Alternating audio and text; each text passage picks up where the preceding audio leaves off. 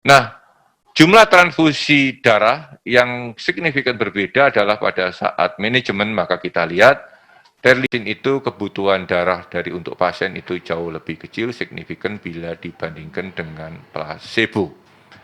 Nah, apakah betul mortalitas bisa menurun dengan pemberian teripresin? Obat ini sebetulnya sudah lama ya. Obat ini mungkin di luar negeri sudah sejak tahun 2003 itu sudah diterima, 2009 sudah banyak. Oleh karena data-datanya bahwa memang dia bisa menurunkan angka kematian secara signifikan dari hari ke hari. Ada yang penelitian dari kelima, hari ke-42, dan bahkan untuk jangka panjang. Nah ini kita lihat dari meta-analisa, maka kita lihat pemakaian dengan terlipresin itu banyak sekali keuntungannya bila dibandingkan dengan placebo. Banyak hal yang dihitung di sini ya, di mana kita lihat bahwa yang menggunakan fibers daripada terlipresin adalah hasilnya lebih bagus. Nah ini rekomendasi beberapa pertemuan, bahkan sejak 95, terlipresin itu diakui oleh Baveno, tahun 2000 juga demikian, bahkan tahun 2012, Bari et al. Menyatakan bahwa terlipresin terbukti bisa meningkatkan angka ketahanan hidup, adalah the most vasoactive agent pada akut hemorrhage. Dia mempunyai angka kematian yang rendah dibanding dengan obat yang lain. Nah, side effect kita lihat ini sudah dilaksanakan side effect post marketing dengan jumlah 128 meta analisa dan tidak ada yang tidak bisa diatasi, cuma hati-hati cardiovascular event itu masih bisa hati-hati. Oleh karena itu bisa harus diawasi dengan cukup ketat pada pemberian obat-obatan terlipresin. Sejawat sekalian yang saya hormati, mudah-mudahan masih mengikuti acara sini, sebagai pesan yang bisa dibawa pulang ke rumah atau mungkin sudah di rumah, bahwa hipertensi portal adalah hal utama pada liver cirrhosis. Pendarahan varises itu bisa menyebabkan suatu sirosis menjadi dekompensata. Prinsip daripada pengobatan varises dalam kondisi pendarahan adalah ABC management, namun hati-hati dengan resusitasi cairan dan resusitasi transfusi darah. Vasoactive drug yang minimal diberikan dalam waktu 5 hari, kalau bisa dilaksanakan dengan ligasi varises adalah hal yang utama, yang prinsip yang harus dilaksanakan pada pendarahan varises esofagus. Tadi telah disampaikan data-data dari terlipresin untuk pengobatan varises esofagus dalam keadaan pendarahan. Terima kasih Dr. Titong. Assalamualaikum warahmatullahi wabarakatuh.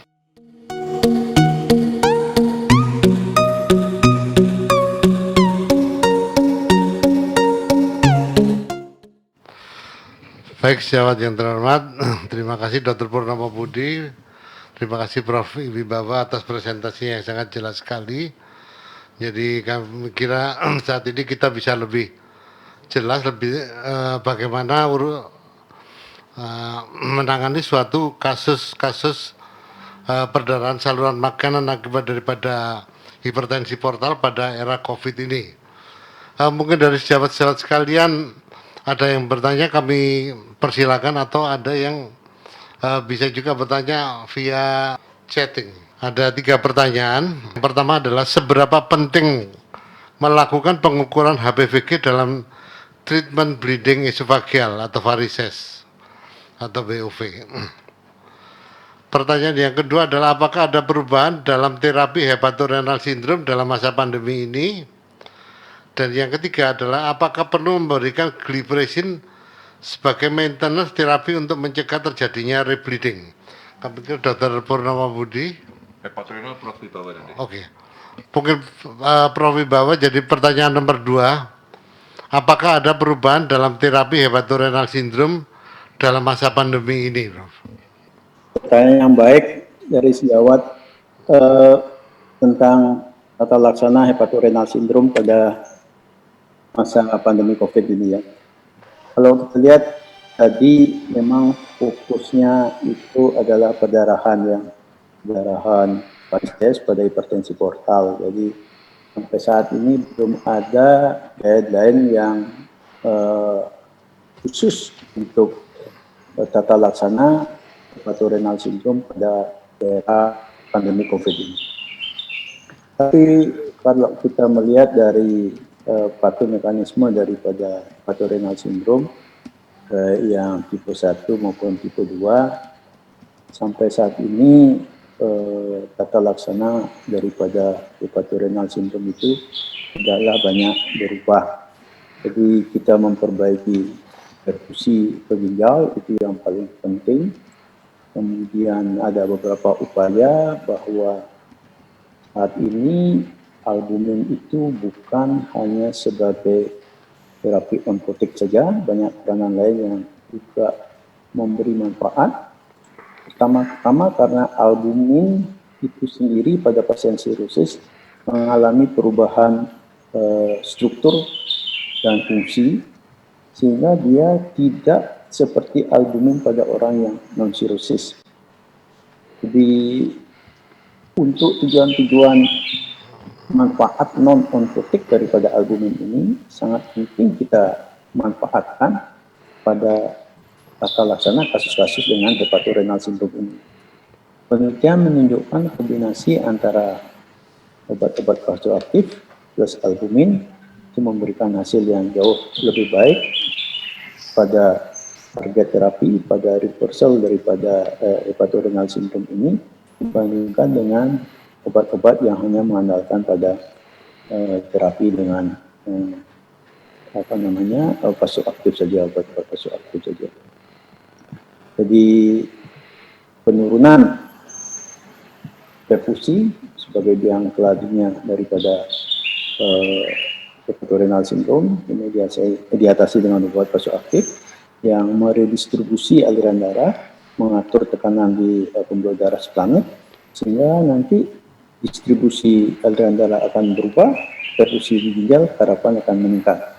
Dengan tambahan albumin, nah ini akan memberikan manfaat yang jauh lebih besar. Ya, carrying capacity-nya, dia khasiat anti-inflamasinya, ya. Banyak temuan-temuan terbaru yang mungkin nanti kita perlu satu webinar khusus itu membahas peranan albumin pada pasien yang mengalami sirosis. Jadi yang terakhir disebutkan bahwa multifungsi daripada protein ini mengalami perubahan pada orang yang dengan sirosis dibandingkan yang bukan sirosis. Jadi itu sebabnya ya, cuma kendala kita tetap ya harga ya untuk albumin ini. Cuma ada beberapa mitunya daripada albumin yang beredar sekarang itu cukup ekonomis ya untuk kita berikan pada pasien yang mengalami sindrom hepatorenal. Barangkali pengaruh daripada COVID-nya sendiri terhadap kejadian atau tata laksana terutama itu masih belum ada yang spesifik ya. Mungkin precaution, mungkin perawatan di tempat yang khusus seperti pasien-pasien COVID pada umumnya, saya kira tetap kita terapkan ya. Tetapi inti pengobatannya itu masih tidak mengalami perubahan dibandingkan dengan era non-COVID sebelumnya. Barangkali itu yang bisa saya sampaikan, mudah-mudahan bisa menjawab. Dr. Pitong, barangkali ada tambahan nanti dari Pak Dr. Purnama Budi. Ya, terima kasih Prof. Wibawa. Silakan Dr. Purnama Budi. Iya, masih ada 2 pertanyaan. Apakah perlu mencegah rebleeding? Ya, rebleeding atau failure itu oleh Baveno dinyatakan 5 hari setelah pengobatan ada bleeding, itu berarti gagal. Oleh karena itu, maka vasoactive drugs itu kita berikan minimal 5 hari seperti teripresin. Syukur kalau dengan ligasi. Nah, masalahnya kan ya 5 hari cukup mahal. Maka kita menggunakan pada terlipresin ini 4 kali 2 gram untuk 2 hari, setelah itu 4 kali 1 gram. Jadi sekali lagi harus mencegah rebleeding. Rebleeding akan mempercepat terjadinya dekompensata berbentuk asites, akan mempercepat terjadinya ensefalopati hepatik, hepatic renal syndrome, dan hipoalbumin yang berkelanjutan akan menyebabkan terjadinya infeksi bakterial khususnya SBP. Jadi wajib. Yang kedua, seberapa penting menghitung HPVG. Lah ini, ya beberapa center mungkin tidak, ini invasif ya. Jadi tidak terlalu perlu, ya tidak terlalu penting. Untuk penelitian mungkin penting, apakah setelah treatment itu HPVG-nya menurun, sehingga kita yakin bisa prevention. Ya. Tidak terlalu penting untuk pemeriksaan HPVG pada clinical praktis sehari-hari. Demikian Dr. Titong, terima kasih. Baik, pertanyaan yang kedua dari Dr. Made Wisnuwardana. Ada satu pertanyaan untuk Dr. Purnomo dan satu pertanyaan untuk Prof. Wibawa. Untuk Dr. Purnomo mengenai endoscopic band ligation. Apakah dapat digunakan untuk semua jenis varises menurut klasifikasi Sarin? Kalau varises yang gastrik ya lain lagi, tergantung saya rasa. Kita pada varises yang gastrik ya tidak selalu bisa untuk itu. Kita biasanya ya menggunakan obat dulu saja. Atau kita memakai metode yang lain. Yang nanti mungkin Dr. Titong. Histoakril. Ya, itu yang saya rasa ya. Tapi kalau sejauh varises esofagus yang di esofagus, kita usahakan untuk diligasi semaksimal mungkin. Tapi kalau sudah GOF, wah susah ya. Ada beda susah, ada isolated sama GOF. Ya kita lihat nanti. Saya bisa rasa nggak mungkin ya, terpaksa pakai cara yang lain itu. Mudah-mudahan cukup jelas, tapi Dr. Titong yang lebih aktif endoskopi bisa juga menerangkan mengenai hal ini. Ya, jadi baik. Jadi seperti tadi disampaikan oleh Dr. Purnomo Budi, selama varises itu ada di dalam esofagus, maka kita bisa melakukan ligasi daripada varises secara endoskopik. Akan tetapi pada intragastric varises, menurut Sarin, maka itu kita tidak bisa melakukan suatu band ligation, terutama adalah oleh karena masalah teknis agak sulit, karena dia terletak di fundus. Jadi yang kedua, kita lebih banyak memakai suatu histoakril, kemudian kita injeksikan intravariseal langsung, dan itu hasilnya adalah cukup efektif pada beberapa kasus yang telah kami kerjakan di sini. Baik, pertanyaan yang kedua untuk Prof. Wibawa adalah mengenai statin di slide terakhir, Prof. Bagaimana pendapat Prof. Wibawa mengenai penambahan simvastatin untuk secondary prevention pada CTPA dan isosorbit mononitrat pada CTP B dan C? Jadi ini pertanyaan dari Dr. Made Wisnuwardana. Kami persilakan Prof. Wibawa.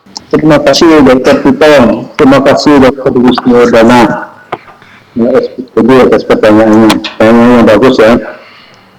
Statin ini banyak disebut-sebut belakangan ini, dari tahun 2014 sudah dilakukan studi-studi dan sudah banyak meta-analisis yang mengatakan bahwa statin ini bermanfaat untuk tujuan-tujuan pencegahan progresivitas daripada viruses, pencegahan perubahan daripada kompensata menjadi dekompensata, pencegahan terhadap bleeding episode yang akut maupun pencegahan terhadap pre-bleeding. Jadi tidak, kalau untuk statin itu tidak memandang apakah dia CTP B atau C, ya apalagi kalau A pasti ya manfaatkan jelas. Manfaat memang disebutkan lebih banyak pada yang CTPA kompensata dibandingkan yang sudah lanjut, karena derajat fibrosisnya yang sudah luas, regresinya biasanya tidak sebanyak yang fibrosisnya masih ongoing, yang masih mikroinflamasi yang masih berlangsung, karena khasiat yang diharapkan adalah khasiat antiinflamasi sebetulnya, kemudian khasiat mengendalikan daripada aktivitas daripada sel-sel sekuler, sehingga dia fibrogenesisnya, regresi fibrosisnya itu diharapkan akan memperbaiki fibrosis, menurunkan portal pressure, mencegah perdarahan primer. Itu yang untuk statin, dan juga ya yang menjadi isu baik tadi seperti apa yang baru dari hipertensi portal sampai statin itu carvedilol ya. Carvedilol ini disebutkan yang lebih bagus dari propranolol ya. Jadi banyak studi yang melakukan penelitian semacam ini, dan untuk khasiat-khasiat seperti yang saya sebutkan tadi pada statin itu juga banyak diberikan manfaat oleh dokter-dokter yang non-selektif ini. Cuma berhati-hati pada yang end stage yang sudah cukup settle, nah itu perfusi ke ginjal juga sedikit atau banyak itu masih bisa dipengaruhi, sehingga perlu dipertimbangkan kasus per kasus. Saya mau sedikit komentar Dr. Pitong ya, tidak terhadap rebleeding itu. Jadi betul sampaikan Dr. Tur tadi, jadi pada perdarahan varises itu kita kenal istilah early rebleeding, itu dalam first week, itu dalam admission di first week atau 5 days itu, makanya diberikan vasoconstrictor itu sampai 3-5 hari. Kemudian ada kita kenal late rebleeding. Yang late rebleeding ini yang sering disebut-sebut sebagai pencegahan sekunder untuk mencegah terjadinya perdarahan ulang. Kemudian varises dan terapi ligasi, saya kira saya setuju sampaikan tadi ya. Jadi untuk GOV1, GOV2 itu sekalipun di beberapa buku disebutkan, terutama di GOV1 ya, kalau gastric esophageal varices 2 itu yang isolated itu tidak direkomendasikan. BEM itu masih beberapa menyebutkan ada manfaatnya ya. Tapi kita pengalaman di sini pernah satu kejadian fatal pada ini ya, yang gastroesophageal varices 1 itu yang menyambung antara varices esophageusnya dengan varices fundusnya, itu dilakukan terapi ligasi dan ligation, dan itu tidak memberikan hasil yang baik, malah berakibat fatal pada pasiennya. Karena apa? Karena anatominya berbeda.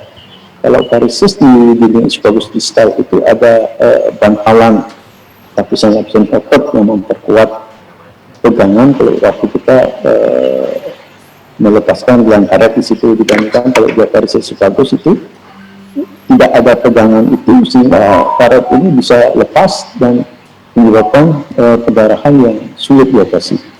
Itu bedanya ya. Saya kira itu yang bisa saya sampaikan. Terima kasih. Baik, kalau tidak ada pertanyaan lagi, sekali lagi terima kasih kepada yang terhormat Profesor Dr.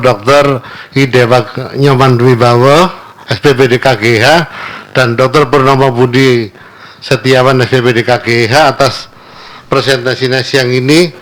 Mudah-mudahan bermanfaat untuk kita semua dalam menolong saudara-saudara kita yang saat ini juga masih dalam kondisi pandemik. Saya kira demikian. Saya atas nama panitia mengucapkan terima kasih kepada seluruh pihak yang telah memperlancar daripada acara ini, termasuk diantaranya adalah PT Ferring Pharmaceutical yang pada hari ini ingin memperkenalkan produknya, yaitu Glipresin. Demikian sejawat sekalian, mudah-mudahan bermanfaat. Wassalamualaikum warahmatullahi wabarakatuh.